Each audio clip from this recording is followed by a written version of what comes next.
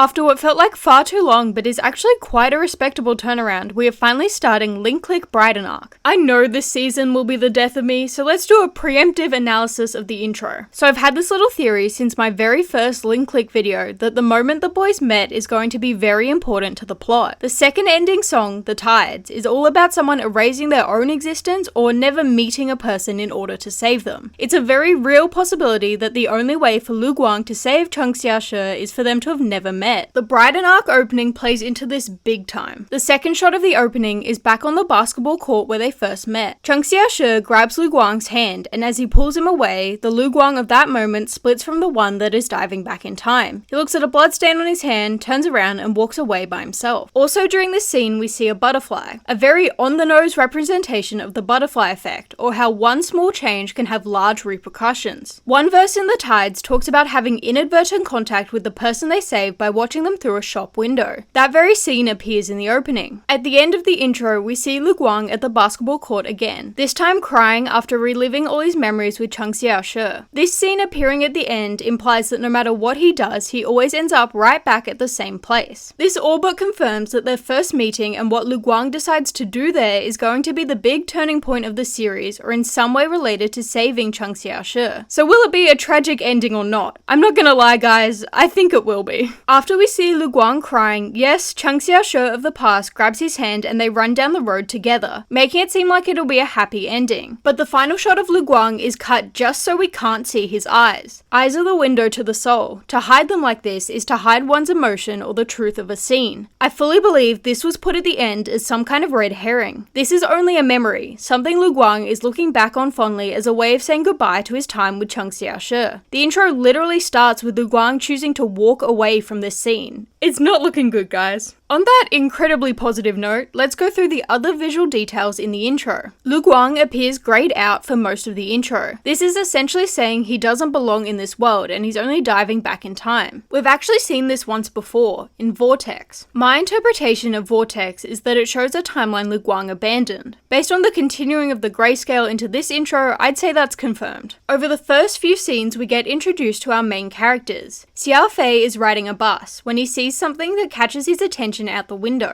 We cut to a shot of Lu Guang, implying Xiao Fei noticed him. I also want to point out the bus he's on says look carefully on the side. Alright, you don't need to tell me twice. Next is Liao Xiao. He closes his Shakespearean sonnets book and walks away, not taking any notice of Lu Guang, who is standing right behind him. We then see Lu Guang walking in the streets before a shot of Vane on a rooftop. He's facing away from the camera, so we can't tell if he sees Lu Guang or not. I'd also say this is a metaphor for Vane being a very powerful figure in Bridon's underworld. Finally, we have this unknown lady who notices Lu Guang as he walks by the window next to her. The painting behind her is Mondrian. His art is known for looking simple, but being a complex representation of the universe and human experience. This could either be a metaphor for this character having more complexity to her than we initially believe, or the story as a whole. Liao Xiao being the only one to not notice Lu Guang is interesting, as from the first PV he recognizes the boys even though they don't notice him. It feels like it should be the opposite. Maybe there's another explanation for this, like only the people who noticed him have abilities. Or maybe it's a way of saying Liao Xiao is fully aware of what is going to happen, so he isn't surprised to see him at all. Lu Guang then enters the photo studio, opens the door to his room and sees a bloodstain. A white feather lands on top. This scene mirrors when Lu Guang sees Cheng Xiaoshi die in the newest trailer, so it's obviously his blood. Finding a white feather is symbolic of angels or deceased loved ones watching over you. We've seen Cheng Xiaoshi be associated with white feathers before. Notice also, both Cheng Xiaoshi and Xiao Ling were in the house when Lu Guang walked in, but now we've got a pool of blood and no sign of Xiao Ling. Considering she didn't mention herself dying at the end of season 2 when she saw Lu Guang's memories, she's probably alive. So is she just not important, missing, or maybe she left on purpose? We know she had a fight with Cheng Xiaoshi before he went to Bridon, so maybe she feels responsible for his death in some way? Everything in the room bursts into photos. This is a way of visualizing all the memories Lu Guang has in this place, saying it's very important to him. If we slow it down, we can see they're mostly photos of the people from the jobs in season 1. And also about 10 of one of those stupid Lu Guang model photos Cheng Xiaoshi made in the extras. I swear the animators must only include them in the main series because they think it's funny. We then get flashes of a whole bunch of Lu Guang's memories of Cheng Xiaoshi and Xiao Ling from his perspective. I actually don't think we've ever seen anything from Lu Guang's eyes before in the series. I get that all close friends, but having both of them appear in these flashes makes it seem like Xiao Ling is dead too. Not implying anything, but I would say the actual reason is to make it look a little less gay. Back to Lu Guang in his room. Now he's holding a photo. It's hard to make out, it just looks like a bunch of trees at sunset. Clearly it's important as it's singled out though. My best guess would be the trees behind the basketball court. Maybe this is the only photo Lu Guang has that takes him back to that day. We go through a bunch of different scenes with Lu Guang standing in the middle. The photo studio, back in Bridon. This guy kind of looks like Liu Xiao, although his pants aren't really long enough. The airport with photos of Xiao Fei, a burning building, some kind of nerd convention?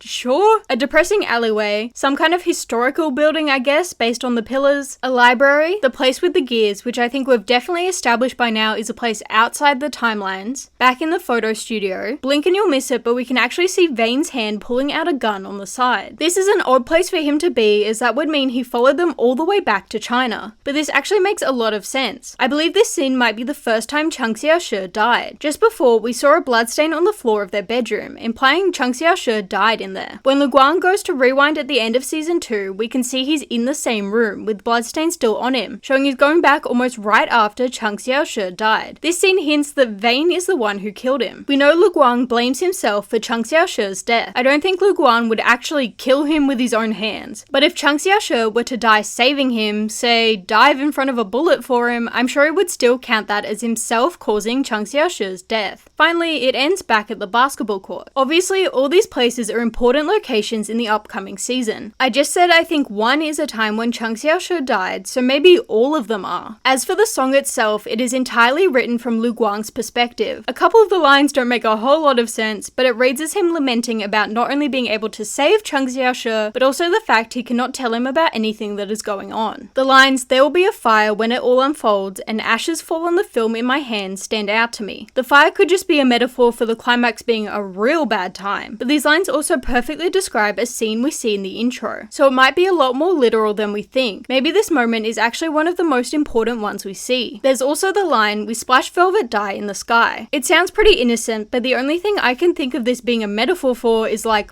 blood splatter? The line just before, "We fought the tides until the river dried," seems like a way of saying Lu Guang did his absolute best to save Chang Xiaoshi until he had nothing left to give. Combine this with the blood splatter metaphor, and maybe his methods of saving Chang Xiaoshi are a whole lot more violent than what we're expecting. Fitting into my "they will end up never meeting" theory, we get the line, "Pretending we are saviors till we learn to carry on," basically saying the solution is to just move on. The first verse is about Lu Guang being unable to save Chang Xiaoshi, saying he ran towards the end of the line but didn't make it in time. The last verse changes the lyrics to, "If I caught you in time, are you with me to the end of the line?" Or in other words, "If I do manage to save you, will you be with me forever?" That's gonna sound extra sad when, if my theory's right, we get the reveal that the only way to save Chang Xiaoshi is for Lu Guang to have never met him. Anyway, good luck to anyone choosing to put themselves through Bridon Arc, you'll really need it, and thank you for your time.